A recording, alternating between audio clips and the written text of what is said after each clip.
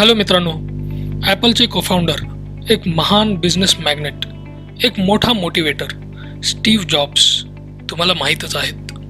त्यांची स्ट्रगल स्टोरीसुद्धा तुम्हाला माहिती असेलच. त्यांनी ॲपल कंपनीची स्थापना करणं, मग त्यामधून त्यांना हाकालून देण्यात येणं, मग पिक्सार आणि नेक्स्ट ह्या कंपनीजची त्यांनी स्थापना करणं आणि मग ॲपलनी त्यांना परत बोलावून घेणं. ह्या सर्व अप्स अँड डाऊन्स बऱ्या स्टोरीमध्ये एक महत्त्वाची गोष्ट म्हणजे स्टीव्ह जॉब्स यांचं व्यक्तित्व, स्टीव्ह जॉब्स यांची कार्यप्रणाली. जेव्हा ते 1996-97च्या काळात ॲपलमध्ये परत आले त्यावेळची गोष्ट आहे. ॲपल ही कंपनी जवळपास दिवाळखोरीला पोहोचली होती. कंपनी मार्केटमध्ये टिकून राहण्यासाठी जबरदस्त अशा प्रकारचा स्ट्रगल करत होती आणि त्यावेळी ॲपलवर ज्या कव्हर स्टोरीज बनत होत्या त्यामध्ये बिझनेस वीक या मॅगझिननं ॲपलसाठी लिहिलं, the fall of an American enterprise. म्हणजे मित्रांनो, परिस्थिती अशी होती की आता ॲपल हे नाव मार्केटमधनं निघूनच जाईल जणू काय. पण तुम्हाला माहिती आहे की ॲपलचा कमबॅक झाला आणि तो अजून कुणी नाही तर स्टीव्ह जॉब्सनी केला.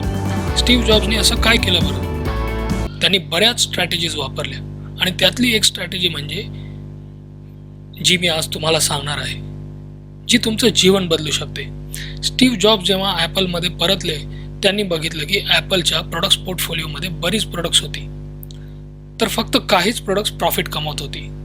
त्यांनी बघितलं की प्रोडक्ट्स पोर्टफोलिओमधील बरीच प्रोडक्ट्स लॉसेस करत होती. म्हणून त्यांनी ठरवलं की त्या सर्व प्रोडक्ट्सचं मॅन्युफॅक्चरिंग बंद आणि त्यांनी ठरवलं की प्रॉफिट मेकिंग अशीच फक्त प्रोडक्ट्स कंटिन्यू करायची. तुम्ही नोट केलं असेल की 20% प्रोडक्ट्स जी प्रॉफिट देत होती ती रिटेन केली गेली आणि 80% लॉस मेकिंग प्रोडक्ट्स डिस्कंटिन्यू केली गेली. मित्रांनो, ही होती 80-20 रूलची अंमलबजावणी. स्टीव्ह जॉब्सनी त्यांच्या कार्यकाळात ह्या 80-20 रूलनुसार पुढे त्यांची प्रोडक्ट स्ट्रॅटेजी केली, प्रॉफिटेबिलिटी स्ट्रॅटेजी केली आणि ॲडव्हर्टायझिंग स्ट्रॅटेजीसुद्धा केली आणि त्याच स्ट्रॅटेजीजवर ॲपलचं अजूनसुद्धा काम सुरू आहे असं दिसतं. आज मी तुमच्यासाठी जो व्हिडिओ घेऊन आलो आहे त्यात मी तुम्हाला 80-20चा रूल सांगणार आहे, जो कदाचित तुमचं जीवन बदलून टाकेल. एक असा नियम जो तुम्हाला तुमच्या प्रत्येक गोष्टीकडे, सवयीकडे, काम करण्याच्या पद्धतीकडे बघण्याचा एक नवीन दृष्टिकोन देईल.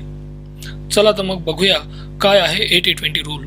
पण त्याआधी अशाच बुक समरी आणि मोटिवेशनल व्हिडिओजसाठी ह्या चॅनलला आजच सबस्क्राईब करा आणि बेल आयकन दाबायला विसरू नका. मित्रांनो, 80-20 रूलनुसार तुम्ही केलेल्या फक्त 20% कार्यातून तुमच्या जीवनात 80% परिणाम येत असतात. हो, हे शक्य आहे मित्रांनो. आवश्यक नाही आहे की आकडे 20 आणि 80 असेच असायला पाहिजे, पण ह्या आकड्यांच्या जवळपासच असणार आणि हा नियम तुमच्या जीवनातील सर्वच क्षेत्रात लागू पडतो. मग ते स्पोर्ट्स असू द्या किंवा बिझनेस, टेक्नॉलॉजी असू द्या किंवा हेल्थ अँड सेफ्टी, वैयक्तिक जीवन असू द्या किंवा व्यावसायिक जीवन आणि अजून बरीच क्षेत्र. परेटो प्रिन्सिपल, ज्याला 80-20 रूल म्हणून देखील ओळखले जाते, असे सांगतो की बऱ्याच घटनांमध्ये अंदाजे 80% प्रभाव 20% क्रियांमधून येतात. परेटो यांनी दाखवून दिलं होतं की इटलीमधील जवळपास 80% जमीन 20% लोकांच्या मालकीची आहे. मॅनेजमेंट कन्सल्टंट जोसेफ एम जुरान यांनी हे प्रिन्सिपल सुचविले आणि त्याचे नाव इटालियन अर्थशास्त्रज्ञ विल्फ्रेडो परेटो यांच्या नावावर ठेवले. आपण परेटो प्रिन्सिपलचा नियम घेऊ शकतो आणि जवळजवळ कोणत्याही परिस्थितीला याला लागू करू शकतो. मी तुम्हाला हा प्रिन्सिपल तुमच्या रोजच्या जीवनात अप्लाय करण्यासाठी एक रामबाण उपाय सांगणार आहे. परेटो प्रिन्सिपल आपल्याला हे समजून घेण्यात मदत करते की बहुतेक परिणाम हे फक्त काही इनपुट्सद्वारे मिळतात. हे जाणून जर का तुम्ही तुमच्या स्ट्रॅटेजीज बनवल्या तर खूप कमी वेळात, खूप कमी एनर्जीमध्ये, खूप कमी मेहनतीने तुम्ही अधिक चांगले परिणाम मिळवाल. एक्झाम्पल, बिझनेसमध्ये 20% कामगार 80% प्रोडक्शन मध्ये योगदान देतात, या कर्मचाऱ्यांना पुरस्कृत करण्यावर भर द्या. टेक्नॉलॉजीमध्ये 20% बग्समुळे 80% क्रॅशेस होतात, प्रथम या बग्सचे निराकरण करण्यावर लक्ष द्या.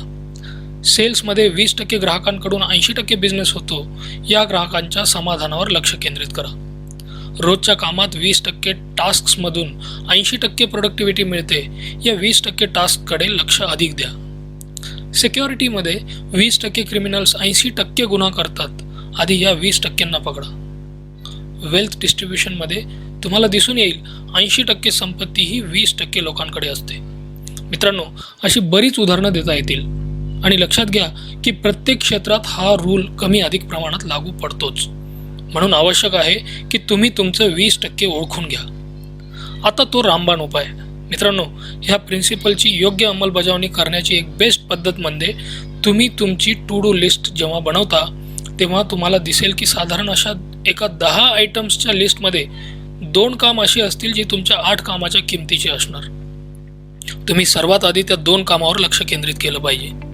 पण दुर्दैवाची गोष्ट म्हणजे मित्रांनो की असं दिसून येतं की बहुतेक लोक सर्वात महत्त्वपूर्ण असलेल्या 20 किंवा 10% कामांना विलंब करतात. अजून एक दुर्दैव म्हणजे बऱ्याच लोकांची टू डू लिस्टच नसते. अशा लोकांबद्दल आपण फक्त एवढंच बोलू शकतो की देव करो त्यांना टू डू लिस्ट बनवून काम करण्याची सवय लवकर लागू. जेव्हा आपण आपल्या जीवनात हाय क्वालिटीचा शोध घेत असतो तेव्हा आपल्याला सर्व 100% गोष्टींना परिणाम मिळणे आवश्यक असतं. जेव्हा आपण आपले काम ऑप्टिमाइज करायचा प्रयत्न करतो तेव्हा तुमच्या महत्त्वाच्या 20%वर लक्ष केंद्रित करणे ही म्हणजे एक वेळ वाचवणारी गोष्ट. म्हणून कोणत्या क्रियांमधून सर्वाधिक परिणाम मिळतात ते पहा आणि आपले लक्ष योग्य अशा पद्धतीने त्या 20%कडे द्या. मित्रांनो, आशा आहे तुम्ही परेटो प्रिन्सिपलचे तुमच्या जीवनात योग्य प्रकारे अवलंबन कराल. ह्या प्रिन्सिपलचा जास्तीत जास्त फायदा करून घेण्यासाठी हा व्हिडिओ परत बघा, लाईक करा, तुमच्या मित्रांसोबत शेअर करा आणि अशाच मोटिवेशनल सेल्फ हेल्प व्हिडिओजसाठी ह्या चॅनलला आत्ताच सबस्क्राईब करा. परत भेटू पुढच्या आठवड्यात एक नवीन बुक समरी आणि मोटिवेशनल व्हिडिओसोबत. धन्यवाद मित्रांनो.